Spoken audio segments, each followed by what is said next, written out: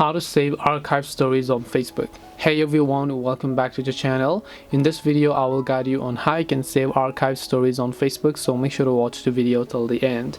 If you want to save archived stories on Facebook, all you have to do is go ahead and then first of all make sure to launch your Facebook application here, and then you will see this type of interface where what you need to do is just make sure to basically come to your profile page. Archive stories basically means the stories that you've already uploaded in the past and they have been saved to your archive. Would you like to download them again? And it's very simple to do so. So just tap the three dots option that you can find here and you'll find the archive section over here, and whenever you tap the archive section, as you can find there, you'll be able to find the option called story archive.